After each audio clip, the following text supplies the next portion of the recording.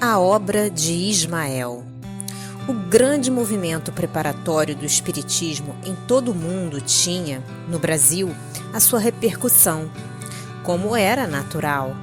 Por volta de 1840, ao influxo das falanges de Ismael, chegavam 2 médicos humanitários ao Brasil. Eram Bento Muri e Vicente Martins, que fariam da medicina homeopática verdadeiro apostolado. Muito antes da codificação kardeciana, conheciam ambos os transes mediúnicos e o elevado alcance da aplicação do magnetismo espiritual. Introduziram vários serviços de beneficência no Brasil e traziam por lema, dentro da sua maravilhosa instituição, a mesma inscrição divina da bandeira de Ismael: Deus, Cristo e caridade. Indescritível foi o devotamento de ambos à coletividade brasileira, a qual se haviam incorporado sob os altos desígnios do mundo espiritual. Nas suas luminosas pegadas seguiram, mais tarde, outros pioneiros da homeopatia e do espiritismo na pátria do Evangelho. Foram eles, os médicos homeópatas, que iniciaram aqui os passes magnéticos como o imediato auxílio das curas. Hahnemann conhecia a fonte infinita de recursos do magnetismo espiritual e recomendava esses processos psicoterápicos aos seus seguidores. Os primeiros fenômenos de Hydesville, em 1848, não passaram despercebidos à corte do Segundo Reinado. A febre de experimentações que se lhes seguiu nas grandes cidades europeias incendiou, igualmente, no Rio de Janeiro, alguns cérebros mais destacados no meio social. Em 1853, a cidade já possuía um pequeno grupo de estudiosos, entre os quais se podia notar a presença do Marquês de Olinda e do Visconde de Uberaba. Em Salvador, esses núcleos de experimentação também existiam em idênticas circunstâncias. Em 1860, surgem as primeiras publicações espiritistas. Em 1865, o Dr. Luiz Olímpio Teles de Menezes, com alguns colegas, replicava pelo Diário da Bahia a um artigo algo irônico de um cientista francês desfavorável ao espiritismo, publicado na Gazette Médicale e transcrito no jornal referido. As publicações brasileiras não passaram despercebidas ao próprio Allan Kardec, que delas teve conhecimento com a mais justa satisfação íntima. A doutrina seguia a marcha vitoriosa através de todos os ambientes cultos da Europa e da América, quando o grande codificador se desprendeu dos laços que o retinham à vida material em 1869. Justamente nesse ano surgira o primeiro periódico espírita brasileiro, o Eco de Além Túmulo. O desaparecimento do mestre deixaria algo desorientado o campo geral da doutrina em organização. Em Paris, como nos grandes centros mundiais, quiseram inutilmente substituir-lhe a autoridade.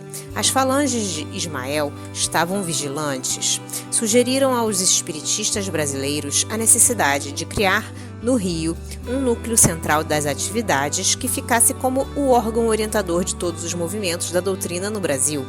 Um dos emissários de Ismael, que dispunha de maiores elementos no terreno das afinidades mediúnicas para se comunicar nos grupos particulares organizados na cidade, adotou o pseudônimo de Confúcio, sob o qual transmitia instrutivas mensagens e valiosos ensinamentos.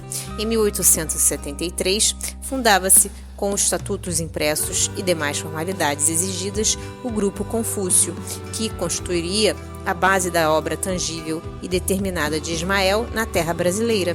Por esse grupo passaram, na época, todos os simpatizantes da doutrina e, se efêmera foi a sua existência como sociedade organizada, memoráveis foram os seus trabalhos aos quais compareceu pessoalmente o próprio Ismael, pela primeira vez, esclarecendo os grandes objetivos da sua elevada missão no país do Cruzeiro.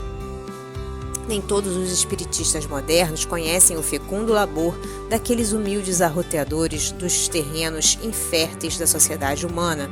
A realidade é que eles lutaram denodadamente contra a opinião hostil do tempo, contra o anátema, o insulto, e o ridículo e, sobretudo, contra as ondas reacionárias das trevas do mundo invisível, para levantarem bem alto a bandeira de Ismael como um manancial de luz para todos os espíritos e de conforto para todos os corações. As entidades da sombra trouxeram a obra ingrata da oposição ao trabalho produtivo da edificação evangélica no Brasil. Bem sabemos que, assim como Aquiles possuía um ponto vulnerável no seu calcanhar, o homem em si, pela sua vaidade e fraqueza, também tem um ponto vulnerável em todos os escaninhos da sua personalidade espiritual. E os seres das trevas, se não conseguiram vencer totalmente os trabalhadores, conseguiram desuni-los no plano dos seus serviços à grande causa. O grupo Confúcio teve uma existência de 3 anos rápidos. Os mensageiros de Ismael, triunfando da discórdia que destruía o grande núcleo nascente, fundavam sobre ele, em 1876, a Sociedade de Estudos Espíritas Deus, Cristo e Caridade, sob a direção esclarecida de Francisco Leite de Bittencourt Sampaio, grande discípulo do emissário de Jesus, que, juntamente com Bezerra, tivera a sua tarefa previamente determinada no alto. A ele se reuniu Antônio Luiz Saião, em 1878, para as grandes vitórias do Evangelho nas terras do Cruzeiro. O trabalho maléfico das trevas no plano invisível é arrojado e perseverante. No seio desse redil de almas humildes e simples, esclarecidas à luz dos princípios cristãos, onde militavam espíritas lúcidos e sábios como Bittencourt Sampaio, que abandonaram os fulgores enganosos da sua elevada oposição na literatura e na política para se apegar às claridades do ideal cristão, as entidades tenebrosas conseguem encontrar um médium, pronto para a dolorosa tarefa de fomentar a desarmonia e, estabelecida de novo a discórdia, os mensageiros de Ismael reorganizam as energias existentes para fundarem, em 1880, a Sociedade Espírita Fraternidade, com a qual se carregava em triunfo o bendito lema com o suave estandarte do emissário do Divino Mestre. Em 1883, Augusto Elias da Silva, na sua posição humilde, lançava o Reformador, coadjuvado por alguns companheiros e com o apoio das hostes invisíveis. As mesmas reuniões do grupo humilde de Antônio Saião e Bittencourt Sampaio continuam. Uma pleiade de médiuns curadores notáveis pela abnegação iniciam, no Rio, o seu penoso apostolado. Elias da Silva e seus companheiros notam, entretanto, que a situação se ia tornando difícil com as polêmicas esterilizadoras. A esse tempo, os emissários do alto prescrevem categoricamente aos seus camaradas do mundo tangível: chamem agora Bezerra de Menezes ao seu apostolado. Elias bate, então, à porta generosa do mestre venerável, o que não era preciso, porque seu grande coração já se encontrava a postos no sagrado serviço da seara de Jesus na face da terra. Bezerra de Menezes traz consigo a palma da harmonia, serenando todos os conflitos, estabelece a prudência e a discrição entre os pensamentos mais veementes e combativos. A obra de Ismael, no que se referia às luzes sublimes do Consolador, estava definitivamente instalada na pátria do Cruzeiro, apesar da precariedade do concurso dos homens.